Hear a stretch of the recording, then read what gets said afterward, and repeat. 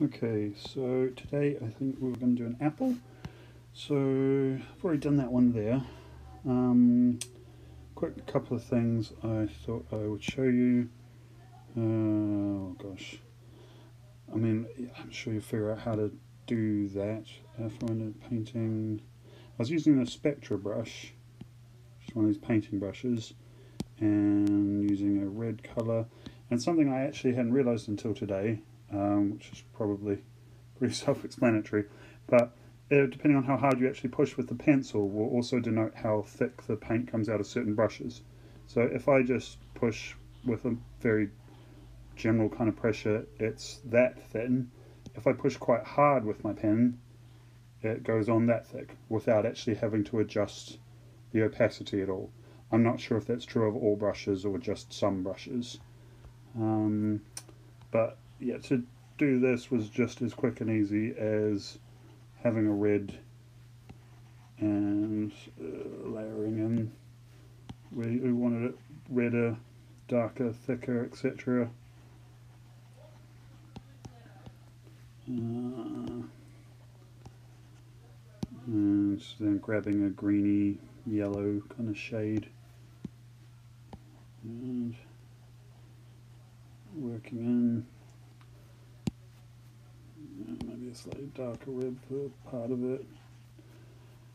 I did a better job on this one, but and then just blending it a bit here and there with some smudging. Maybe erasing bits to give it a bit of a tidier shape.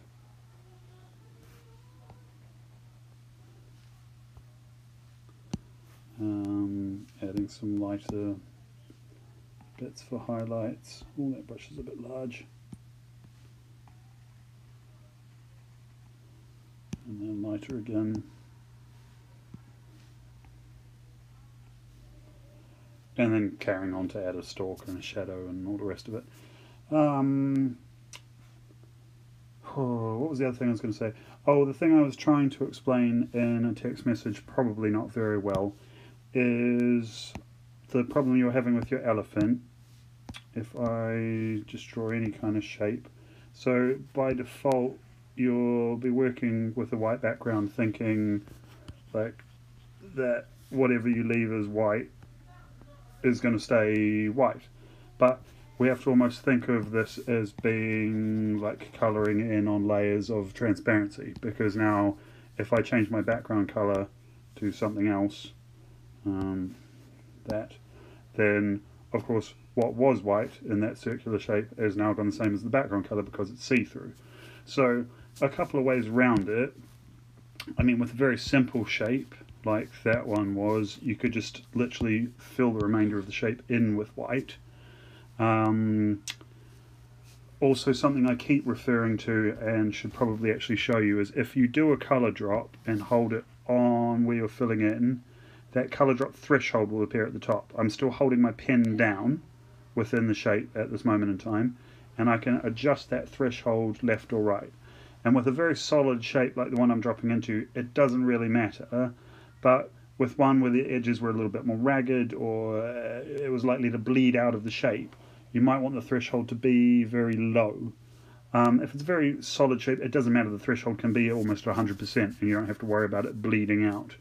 The only downfall is, again, this isn't a very good example, but when you have the threshold quite low, you might not be able to see, but it will almost shy away from the edges of the outline, and you can try and see like a little bit of green still showing through around where it's filled the shape, because the threshold was very low.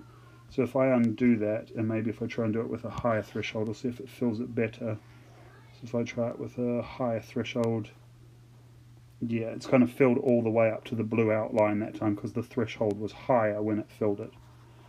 The other approach that I was talking about in my email, because sometimes filling an area like that isn't possible, is you can create another layer and shift it behind your drawing and the background layer, and then just with quite a big pen or pencil or whatever, you can colour in, this is on that new layer, you can colour in what you wanted to be white on your picture, I mean, even if you do a messy job of it, you can then just tidy up where you're not wanting it to be, and essentially then those areas will be white, and you won't have to worry about it messing up your outlines or anything on your actual drawing layer, and it will still sit in between your drawing and whatever you wanted your background to be.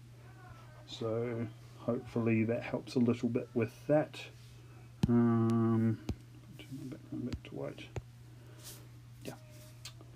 I mean, you could use that trick for anything really. If you found it easier to make this different colour, colour in on there.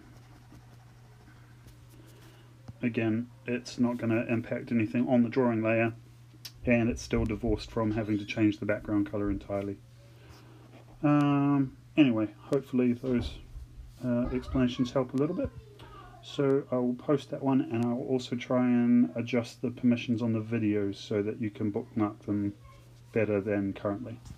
Okay, all right, let me end this and go and do that.